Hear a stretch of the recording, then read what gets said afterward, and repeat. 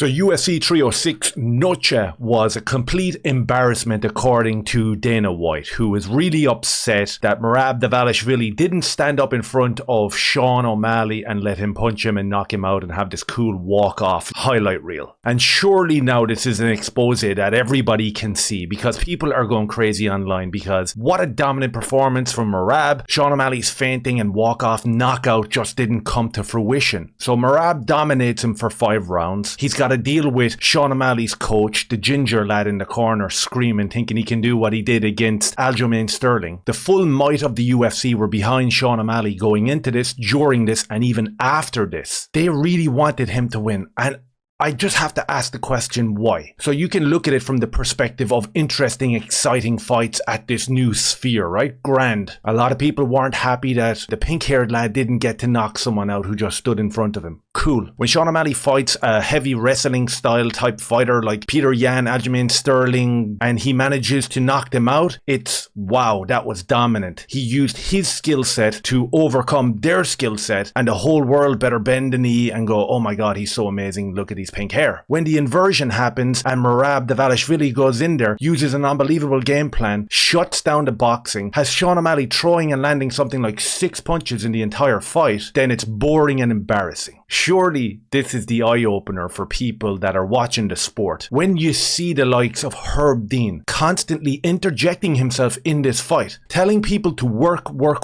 but really was he coaching Sean O'Malley? Because it seems like Tim Welch was looking for some sort of social media clout where he's shouting at the opposition and giving them orders what to do. That went viral, so I guess he loved that. So Herb Dean stepped in, took the reins and started coaching Sean O'Malley through the whole fight. Even guys like John Anik and Joe Rogan, who sometimes bother me, who sometimes are completely going against the grain in a fight, were actually saying on the mic, what is Herb Dean doing here? What exactly is happening? And the answer was evident, but they were never going to say it. This was the plan. The plan was for Sean O'Malley to become a big star after this. How many more attempts does he need to become a big star? How much more promotion? Can we get him into a trailer there with Tom Hardy for Venom? Sure, we can do that. Can we get him front and center of the biggest card of the year? Yeah, let's get him in there. It still turns out to be a fraud check. His jiu-jitsu is next level, bro. He's just never got the chance to put it into play. I didn't see anything last night. I just seen him getting mauled over and over again. I thought it was an absolutely brilliant gameplay from Dvalishvili. I think that everybody, including the community, understood that. But Dana is kind of upset and he's embarrassed by it. And when you hear the comments in the aftermath of this, they were crazy and insane. And yes, I think that tonight's event, some people probably tuned in for the first time. And hopefully they turned off before the co-main event and they're big fans now. The dude is on a spiral recently. You know, he's arguing with fans on Instagram Live. He's arguing with reporters. He's doubling and tripling down on his beliefs that John Jones is the pound for pound best fighter in the world. Whatever, that's cool. But he's doubling and tripling down here with the Sean O'Malley being a star thing, and it's not going to work out. It's just not going to work out. So there you have Dana White, the American patriotic friend of Donald Trump, giving his take on the Noche event. And he's saying that, listen, we had some new fans that would have come to see this beautiful event tonight, and let's hope they turned off before they got to the main event. That's a nice way to respect one of your fighters, Merab, who actually busted his bollocks to get up here and do what he had to do. That's a really nice way to respect them, right? But also completely out of touch. So you had some new viewers because of the spectacle of the sphere, right? You actually think that Americans want to tune in on a Saturday night to watch a UFC event that is predominantly about Mexican people, who the entire election cycle is based on the fact that their borders wide open and these people are flooding over it? So you thought that you were going to gain some new viewers by doing a Mexican themed event. Is that what you thought? And you were upset because an Eastern European lad came in and drilled hard and shut down your champion. Dana White really doesn't take these L's very well, does he? Let's hear what he had to say about Sean O'Malley's performance. Let's hear what he had to say about Merab, because he goes on a little bit here as well. Main event. I mean, it seemed like an odd beginning there with Merab calling timeout, and you know, I guess there was a kiss apparently. Well, no, he didn't call timeout. What happened was Merab and O'Malley's corner were screaming at each other the whole beginning of the fight. They were yelling at each other back and forth, and then Herb Dean stepped in and told them to knock it off. Yeah, and then the kissing on the back and standing up and walking away before the bell, that I have no idea. Yeah, the kissing on the back was retarded.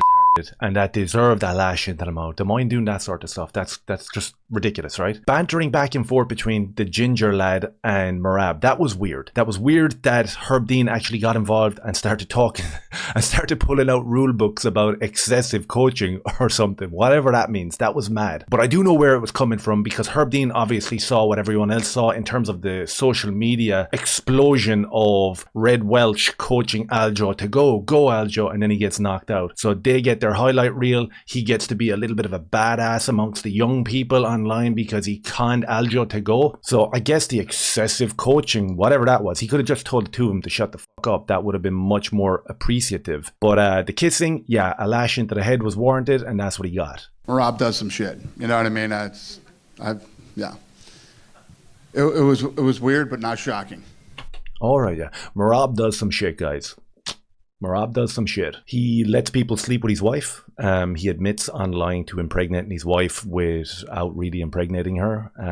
He kind of smokes weed a lot and promotes that to a younger fan base. He continues to reference himself as a bigger fighter than Conor McGregor. And nobody knows who he is except for a bunch of 12-year-olds. Yeah, but Merab is the weird guy, right? Cool. Were you disappointed with Sean? You know, Sean had fire in that last little bit when he was throwing those body kicks, but you didn't seem to see that fire from Sean maybe throughout that you might have expected. I don't disagree with you. He looked flat. He didn't look sharp. He didn't look crisp and until the last round. He hurt him with that body shot. He knew he hurt him with the body shot, and he kept going in and trying to finish. But, yeah, I don't agree. I mean, I looked at the punch stats. He's like 6 and a couple of the rounds. So landed punches stats were shocking. Everything else was shocking from Sean O'Malley on the night. Dana White, Herb Dean, UFC in general trying to run cover for Sean O'Malley was shocking on the night. A decent expose, I think, for such a big card. I don't know if the working class or the normal person was tuning into it last night as a new viewer to see some like pink-haired